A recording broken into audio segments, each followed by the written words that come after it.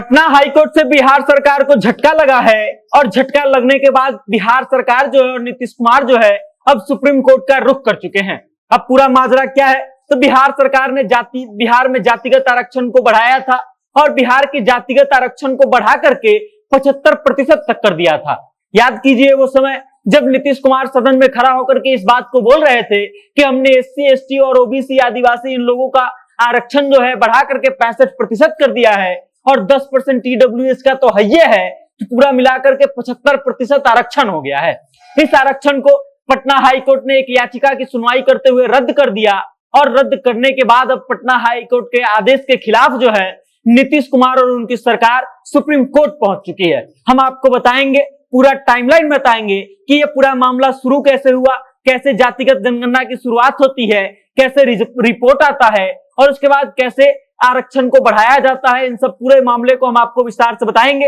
लेकिन उससे पहले नमस्कार, मेरा नाम वेद प्रकाश है, आप जनता जंक्शन देख रहे हैं और कैमरे के पीछे है विशाल।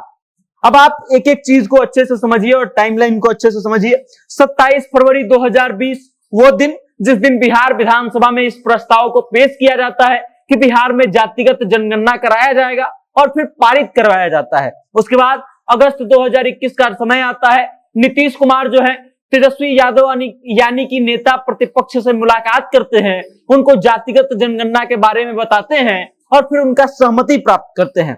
फिर आता है 23 अगस्त 2021 का समय। मुख्यमंत्री नीतीश कुमार, तेजस्वी यादव और उनके साथ 11 नेता जो है बिहार से पहुंचते हैं दिल्ली और प्रधानमंत्री नरेंद्र मोदी से मुलाकात करते हैं और बिहार में जातिगत जनगणना करवाने की मांग की जाती है।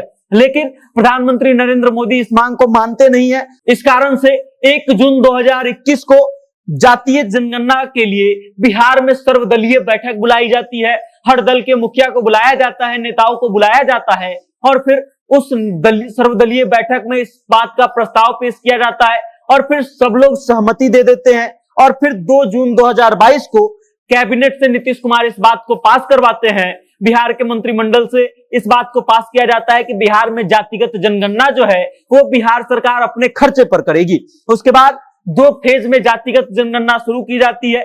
7 जनवरी से 21 जनवरी 2023 जातिगत जनगणना का पहला फेज, इसमें बिहार के सभी मकानों को गिना जाना था और उसके बाद 15 अप्रैल 2023 जातीय जनगणना का दूसरा फेज शुरू होता है। इसमें परिवारों को गिना जाता है, परिवार की संख्या को गिना जाता है, खेती बाड़ी कितना करते हैं वो लोग, इन सब चीजों का आंकड़ा लिया जाता है और फिर इस बात का आंकड़ा लिया जाता है कि आय कितना है। और उसके बाद 21 अप्रैल 2023 वो दिन आता है जब सुप्रीम कोर्ट में एक व्यक्ति याचिका दायर करता है बिहार की जातिगत जनगणना के खिलाफ और सुप्रीम कोर्ट उस याचिका को खारिज कर देती है और सुप्रीम कोर्ट ये कहती है कि आपको पटना हाई कोर्ट जाना चाहिए। उसके बाद 4 मई 2023 हाई कोर्ट में याचिका डालने के बाद हाई कोर्ट जो है 4 मई 2023 को इस जातिगत जनगणना पर अंतरिम रोक लगा देती है। उसके बाद 1 अगस्त 2023 का समय आता है। हाई कोर्ट जो है जातिगत जनगणना के खिलाफ जितने भी मामले होते हैं उन सबको खारिज कर देती है और फिर 2 अगस्त 2023 को फिर से जातिगत जनगणना जो है शुरू हो जाती है। फिर 21 अगस्त 2023 मामला फिर से सुप्रीम कोर्ट पहुंचता है। हाई कोर्ट ने जो अपना निर्णय दिया उसके खिलाफ याचिकाकर्ता सुप्रीम कोर्ट जाता है और सुप्रीम कोर्ट केंद्र सरकार से इस बात पर जवाब मांगती है और कहती है कि 7 दिनों के भीतर आप जवाब दीजिए। उसके बाद होता यह है कि केंद्र सरकार अपना जवाब दाखिल करती है और सुप्रीम कोर्ट इस पर कोई विशेष निर्णय नहीं देता है, मतलब जातिगत जनगणना को रद्द नहीं किया जाता है। और फिर 2 अक्टूबर 2023 वो दिन जिस दिन बिहार में जातिगत जनगणना की रिपोर्ट जारी की जाती है। उसके बाद आता है 7 नवंबर 2023 वो दिन जिस दिन बिहार विधानसभा में नीतीश कुमार खड़े होते हैं और इस बात की घोषणा कर देते हैं कि बिहार में जातिगत आरक्षण का मामला जो है अब उसको बढ़ाया जाएगा। और उसके बाद नीतीश कुमार इस बात की घोषणा करते हैं कि बिहार का जो जातिगत आरक्षण है उसको बढ़ा करके अब 75% तक कर दिया जाएगा।